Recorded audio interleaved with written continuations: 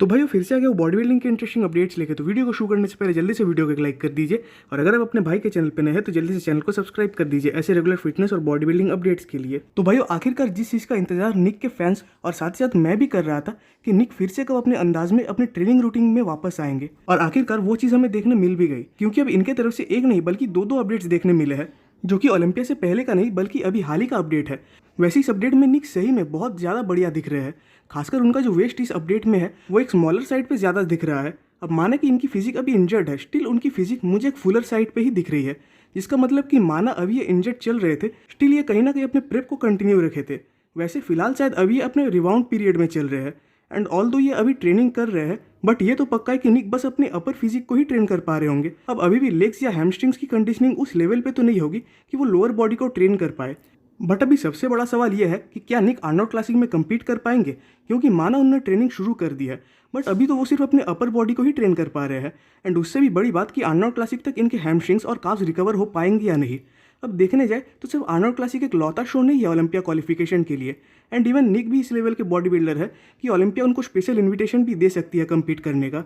वैसे निक ने भी कहीं ये तो मेंशन नहीं किया कि इंजरी बहुत ज़्यादा मैसिव है, बल्कि निक का कहना है कि माना इंजरी देखने में थोड़ी डेंजरस लग रही है बट एक्चुअली टियर माइनर है। तो निक के कॉन्फिडेंस को देखकर तो लगता है कि निक शायद आर्नोल्ड क्लासिक में कम्पीट कर भी दे, और सिर्फ निक ही नहीं बल्कि शायद इस शो में शैमसन दादा और हार्डी शोपैन भी कम्पीट कर सकते हैं। अब भाई इस टॉपिक के रिगार्डिंग पता नहीं मुझे बात करनी चाहिए भी या नहीं, क्योंकि देखने जाए तो ये निक का पर्सनल लाइफ है, बट कमेंट सेक्शन को देखने के बाद मुझे पता चला कि उनके और उनके गर्लफ्रेंड के बीच ब्रेकअप हो गया है। एक्चुअली माना कि ये पर्सनल मैटर है, बट निक जैसे खुद को और अपने गर्लफ्रेंड को हर टाइम हर वीडियोस में मेंशन किया करते थे, तो उस रिगार्डिंग क्यूरियोसिटी और भी ज़्यादा बढ़ गई। एंड वैसे कमेंट सेक्शन में किसी रैंडम पर्सन ने कहा कि उनके गर्लफ्रेंड ने उनके ऊपर चीट किया है। खैर सच झूठ तो मुझे नहीं पता, बट अगर ऐसा कुछ है देन शायद ये पीरियड निक के लिए बहुत ज़्यादा ही बुरा चल रहा है। अगली अपडेट है भाई हमारे क्रिस बमस्टेड की तरफ से। अब बस हाल ही में उनके तरफ से एक अपडेट आया कि वो अब बहुत जल्द फादर बनने वाले हैं।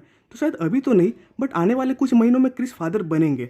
तो अब सबसे बड़ा सवाल यह है कि क्या क्रिस उस रिस्पॉन्सिबिलिटी के साथ और उस फेस के साथ अपने ओलंपिया के लिए प्रेप कर पाएंगे, क्योंकि उस टाइम उन्हें अपने फैमिली का भी उतना ही ध्यान रखना पड़ेगा, क्योंकि यूजुअली क्रिस ओलंपिया के लगभग 4 महीने पहले पहले अपना प्रेप शुरू कर देते हैं, और इस बार शायद उसी टाइम के आसपास वो फादर बनेंगे। तो इसका मतलब क्या होता है कि क्या क्रिस का एरा खत्म हो गया, या क्रिस इस साल रेस्ट लेंगे, या स्टिल क्रिस इस फेस के बावजूद कम्पीट करेंगे और अपना टाइटल क्लेम करेंगे।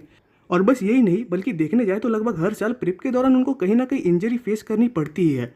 जैसे कि इस ईयर उनके लैड में टीयर आ गया था, वैसे ही लास्ट ईयर उनके बाइसेप्स में टीयर आया था, एंड इवन एक बार तो उनके क्वाड्स में भी इंजरी हुई थी। बट स्टिल इसके बावजूद क्रिस अपने फैंस को कभी स्टेज पे निराश नहीं करते और हर बार खुद को इम्प्रूव करके आते हैं।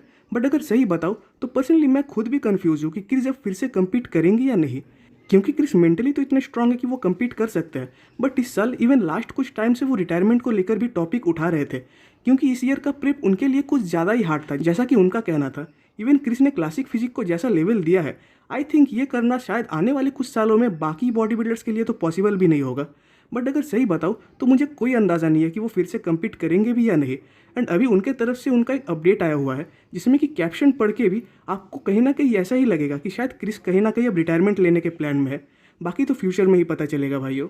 अब भाई अगले अपडेट की ओर बढ़ने से पहले आप सबसे मेरा एक रिक्वेस्ट है कि अगर आप सबको मेरा ये रेगुलर कंटेंट अच्छा लगता है तो आपके भाई को सपोर्ट करने के लिए प्लीज़ इस चैनल को एक सब्सक्राइब कर दीजिएगा। अगली अपडेट है भाई हमारे टेरेंस रफेन की तरफ से। अब माहौल ही कुछ ऐसा बना हुआ था प्राग प्रो को लेकर, जहाँ की इस वीकेंड अर्श और माइकल दबुल कम्पीट करने वाले हैं, तो बाकी सब अदर शोज को तो भूल ही गए थे, इवन मैं भी भूल गया था। और इस बीच एक बड़ी न्यूज़ ये है कि टेरेंस रफेन यानी रफ डीजल कम्पीट करने वाले हमारे भारत पुरुषों के क्लासिक फिजिक डिवीजन में, ताकि वो इस साल ओलंपिया का क्वालिफिकेशन ले पाए। वैसे फिलहाल तो टेरेंस की फिजिक बढ़िया है ही, और हो भी क्यों ना, क्योंकि उन्होंने हाल ही में बस 2 हफ्ते पहले ही तो ओलंपिया में कम्पीट किया था और वहाँ 5th भी आए थे। तो आई थिंक भारत पुरुषों जीतना इनके लिए तो कोई बड़ी बात नहीं है। हाँ, अगर वहाँ डिसीजंस वगैरह में कुछ गड़बड़ होती है तब तो अलग बात है, बट आई थिंक कि इतने बड़े क्लासिक फिजिक एथलीट के साथ तो कम से कम ये चीज़ नहीं होगी। अगली अपडेट है भाई बहरूस तबानी को लेकर, एंड फाइनली ये कंफर्मेशन आ गया कि बहरूस के साथ इस बार फिर से वीज़ा को लेकर इश्यूज हो ही गए। इवन उनके कोच मिलोस और प्राग प्रो प्रोमोटर्स भी कोशिश कर रहे हैं कि उनको वीज़ा मिल जाए, बट जैसा कि सबको पता है कि फिर से यह ड्रामा इनके साथ शुरू हो गया, जहाँ कि इनको वीज़ा को लेकर फिर से इश्यूज फेस करने पड़ रहे हैं। इवन लास्ट तो ओलंपियास में भी इनको सेम चीज़ देखनी तो पड़ी ही थी, और अब तो प्रो शोज में भी वो ड्रामा शुरू हो गया। वैसे अब इस साल सबने इनके पोटेंशियल को भी देखा ही होगा कि रोमानिया प्रो में ये कैसी फिजिक के साथ आए थे, बट इसके बावजूद सिक्योरिटीज़ या पॉलिटिक्स, पता नहीं क्या इसके लिए सही वर्ड है, बट जो भी है गलत हो रहा है। और उससे भी बड़ी बात कि एक इतने पोटेंशियल बॉडी बिल्डर इस चीज़ को फेस कर रहे हैं और वहीं बाकी सब बस देख रहे हैं। अगली अपडेट है भाई माइकल क्रिजो की तरफ से। अब इनके तरफ से इनके 5 डेज आउट का फिजिक अपडेट आया हुआ है प्राग प्रो से। वैसे एक बात तो है कि इनके आने से शो की हाइप कुछ ज़्यादा ही बढ़ गई है। पहली बात तो ये कुछ ज़्यादा ही मासिव बॉडी बिल्डर है, और दूसरी बात कि इनका स्वभाव भी बहुत ज़्यादा बढ़िया है। वैसे अभी अगर करंट के लाइनअप के अकॉर्डिंग बात करें तो क्रिजो शो को तो नहीं जीत पाएंगे, बट आई थिंक शायद वो इस शो में सेकंड प्लेस पे आ सकते हैं।